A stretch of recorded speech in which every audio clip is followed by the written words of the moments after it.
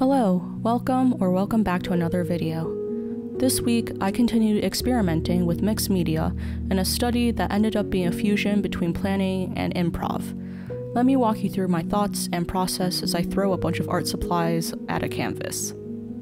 Speaking of supplies, I will be using my trusty 2B pencil on 140 pound 300 GSM cold press watercolor paper for the lines and Winsor & Newton Cotman watercolor pans for the painting, along with Savoir Faire white gouache, the 12 set of Faber-Castell Polychromos color pencils, and a white POSCA pen. As always, I started with an undersketch that I transferred with a light box onto the watercolor paper. I tried to limit the detail to only the most important facial features and landmarks. In retrospect though, I wish I had darkened these lines farther to avoid some of the complications that will be coming later.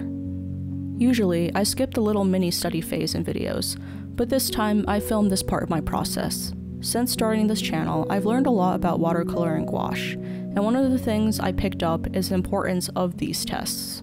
Unlike digital painting, in traditional media, you need to mix colors and test those mixtures, especially with watercolor, to see if the opacity and value of your colors is correct. Besides color mixing, these mini studies also helped me course correct away from potential problems. In this study, I realized that painting the background first helped me establish how light and dark the skin tones needed to be to contrast the background, but that there were issues with muddy colors if I reworked areas afterwards.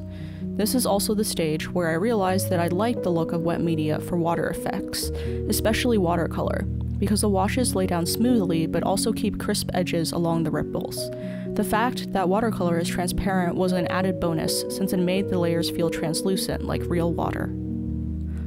When I started the final study, I laid down a base wash first with the color I had mixed in my earlier studies, then let it fully dry.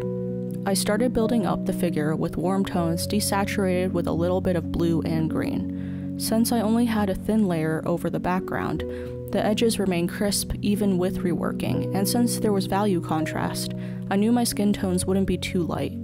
My water control still isn't great, and I'm slowly learning how wet the paper needs to be to keep smooth transitions between colors. Yet, compared to my first watercolor study back in December, I have a much better understanding of color mixtures and layering, even if I still see plenty of room for improvement. While I itched to detail the face, I knew I needed to finish the background first to establish how detailed the study was going to be. After laying down the initial shapes, I mixed together a concentrated black to block in the deepest darks like the sleeves of her shirt and the upper corners of the water. Once that was dry, I took a look and decided the water was too busy.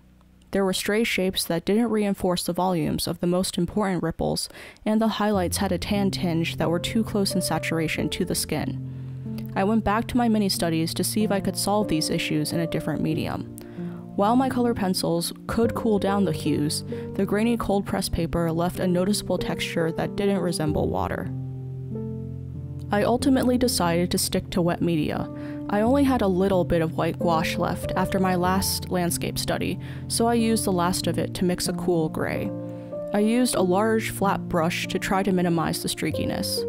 While this pass did help erase the excess detail of the watercolor layers, I didn't have enough white left to pick out the lightest ripples.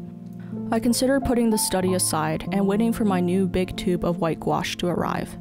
However, as I was cleaning out my watercolor palette, I noticed the white and thought, maybe this could work. I've only used the white in the Cotman travel set once and thought it was superfluous. In watercolor, if you want a light value, you just need to mix in more water to dilute the pigmentation. The white made my colors cloudy, so I avoided it, but that semi-transparency was actually perfect for rendering light reflections off of water. My first layer contained a mixture of white with a drop of ultramarine. After this was dry, I was able to add more depth with a dark color made from blue, brown, and orange. This time I was careful to observe how the ripples radiated outward from the figure in the reference photo. Part of me wanted to zoom in and detail every little value and hue shift, but I knew that this would distract from the focal point in the end, so I focused on overall blocks of light versus dark. You might have noticed I didn't test the white watercolor mixture before doing this. This is where the improv comes in. Even though I've learned to appreciate some planning when using traditional media, I still prefer to jump in and see what happens. This is probably a side effect of using digital painting programs. In digital art, I simply need to duplicate a layer before I try something new to preserve the original if something goes wrong. There's no fail-safe like this in traditional media, which can be tricky if I run into issues like my first attempt at rendering the water, but also fun when I have to problem solve on the fly and discover methods I wouldn't have otherwise used. Once everything was dry, I was able to sharpen edges with little areas of color pencil, but I was mindful to keep most of the background watercolor to avoid the grainy textured issues. After that, I was finally able to move on to the figure. I used tan, brown, magenta, and green to slowly build up form in the arms and fingers, keeping in mind the underlying values. As I layered more colors on top of each other, I began to get frustrated by the paper texture again. Since I was working on such a small surface area, the pigments built up quickly and eventually created a slick coating that made it difficult to add more color. In short, the paper had been burnished. Instead of scratching futilely at the paper, I moved onto the face so I could gnaw on the problem in the back of my mind and hopefully come up with a solution. One of the most satisfying parts of rendering for me is placing in the darkest darks, which in this case were the nostrils, brows, and lashes.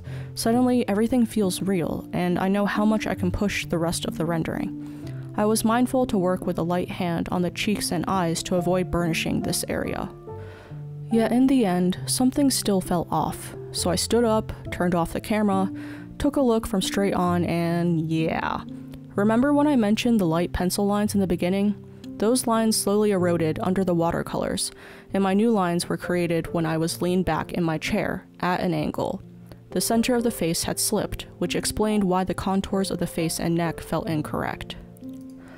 I took out my trusty POSCA paint pen and quickly whited out the most egregious areas, like the pit of the neck and left eyebrow. After some re-rendering on top, with color pencil, I decided to use this method to also lighten and re-detail the hands. I used a similar technique in my second mixed media study in January, but this time I was working with more extensive changes. It would have been easy to panic and give up. These weren't minor mistakes, but large fundamental flaws in the construction, but I'm nothing if not stubborn. It took 3 or 4 layers of color pencil sandwiched between white acrylic before things started to feel better. By the time I added the final details like the wet shine along the edge of the neck where it meets the water, I was feeling almost relaxed. The final piece still isn't my best work, but it's something I learned from, and I now have a better grasp of tools like the white watercolor and even the POSCA paint pen. I was hesitant to post 2 videos back to back with studies I wasn't completely happy with. In the end, I still decided to do this because I learned new techniques and reinforced some valuable lessons. I hope this was entertaining to watch, and as always, I hope you get to paint or create something that makes you happy this week. See you next time in another video. Bye!